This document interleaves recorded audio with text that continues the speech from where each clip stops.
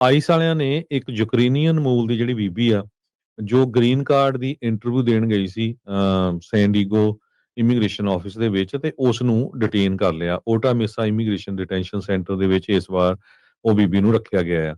ਪਿਛਲੇ ਵੀਰਵਾਰ Victoria ਵੋਲਵੇਨੀਆ Ukrainian refugee ਆ, ਤੇ ਉਹਦਾ ਹਸਬੈਂਡ ਵਿਕਟਰ ਕੋਰੋਲ, ਇਹ ਕਹਿੰਦੇ ਵੀ ਯੂਐਸ ਸਿਟੀਜ਼ਨਸ਼ਿਪ ਤੇ ਇਮੀਗ੍ਰੇਸ਼ਨ ਸਰਵਿਸ ਦੇ ਲਈ ਬੋਲਾਵੀਨਾ ਦੀ ਗ੍ਰੀਨ ਕਾਰਡ ਦੀ ਅਪਾਇੰਟਮੈਂਟ ਲਈ ਆਏ, ਜਿੱਥੇ ਕਿ ਉਸ ਨੂੰ ਡਿਟੇਨ ਕਰ ਲਿਆ ਗਿਆ।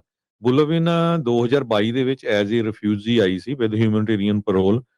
ਵੀ ਜੰਗ ਵਾਲਾ ਮੁਲਕ ਜਿਹੜਾ ਯੂਕਰੇਨ ਆ, ਉੱਥੋਂ ਭੱਜ ਕੇ ਆਈ ਸੀ। ਕਹਿੰਦੇ 에ਅਰਪਲਾਨ ਜਿਹੜੇ ਸੀਗੇ ਉਹ ਬੰਬ ਸਿੱਟ ਰਹੇ ਸੀ, ਮਿਜ਼ਾਈਲਾਂ ਸਿੱਟ ਰਹੇ ਸੀ, ਤੇ ਬੇਸਮੈਂਟ 'ਚ ਕਹਿੰਦੀ ਰਹੇ ਅਸੀਂ ਕਈ ਹਫ਼ਤੇ। ਤੇ ਉਹ ਤੋਂ ਬਾਅਦ ਉਸ ਨੂੰ ਮੁਲਕ ਨੂੰ ਛੱਡ ਕੇ ਉਹ ਅਮਰੀਕਾ ਆ ਗਿਆ, ਤੇ ਅਮਰੀਕਾ ਦੇ ਵਿੱਚ ਉਸਨੇ ਪੋਲੀਟੀਕਲ ਅਸਾਈਲਮ ਅਪਲਾਈ ਕੀਤਾ ਸੀਗਾ।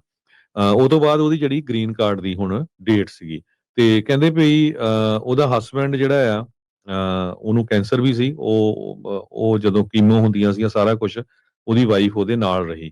ਅਕਤੂਬਰ 2023 ਚ ਬੋਲਵੀਨਾ ਨੇ ਉਹਨੂੰ ਜਿਹੜਾ ਟੈਂਪਰੇਰੀ ਪ੍ਰੋਟੈਕਸ਼ਨ ਸਟੇਟਸ ਗ੍ਰਾਂਟ ਕੀਤਾ ਗਿਆ ਸੀ। ਸੌਰੀ, ਪੋਲੀਟੀਕਲ ਅਸਾਈਲਮ ਨਹੀਂ, ਟੈਂਪਰੇਰੀ ਪ੍ਰੋਟੈਕਸ਼ਨ ਸਟੇਟਸ ਗ੍ਰਾਂਟ ਕੀਤਾ ਗਿਆ ਸੀ। ਜਨਵਰੀ ਦੇ ਵਿੱਚ ਜਿਹੜਾ ਆ ਉਹ ਟੀਪੀਐਸ ਸਟੇਟਸ ਜਿਹੜਾ ਆ ਉਸ ਨੂੰ ਖਤਮ ਕਰ ਦਿੱਤਾ ਗਿਆ, ਐਕਸਪਾਇਰ ਕਰ ਦਿੱਤਾ ਗਿਆ।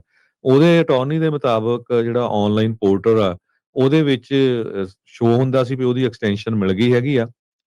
ਪਰ ਮਾਰਚ ਮਹੀਨੇ 'ਚ ਉਹਦੀ ਜਿਹੜੀ ਗ੍ਰੀਨ ਕਾਰਡ ਦੀ ਇੰਟਰਵਿਊ ਲਈ ਉਹਨਾਂ ਨੇ ਲੈਟਰ ਪਾਇਆ ਸੀ ਸ਼ਾਇਦ, ਜੋ ਕਿ ਦਸੰਬਰ 4 ਨੂੰ ਸੀ। ਦੋਨਾਂ ਕਹਿੰਦੇ ਵੀ ਅਟਾਰਨੀ ਤੇ ਉਹਦਾ ਜਿਹੜਾ ਘਰ ਵਾਲਾ ਆ, ਉਹ ਕਹਿੰਦੇ ਵੀ ਅਸੀਂ ਆਈਸ ਵਾਲਿਆਂ ਨਾਲ ਗੱਲਬਾਤ ਕਰ ਰਹੇ ਹਾਂ ਵੀ ਉਹਦਾ ਸਟੇਟਸ ਇਦਾਂ ਦਾ ਸੀ, ਪਰ ਕੋਈ ਗੱਲਬਾਤ ਸਾਡੀ ਜਿਹੜੀ ਆ ਉਹ ਸੁਣ ਨਹੀਂ ਰਿਹਾ। NBC 7 ਨੇ ਕਾਫੀ ਜਿਹੜੀ ਵੱਡੀ ਨਿਊਜ਼ ਕਵਰ ਕੀਤੀ ਹੈਗੀ ਆ।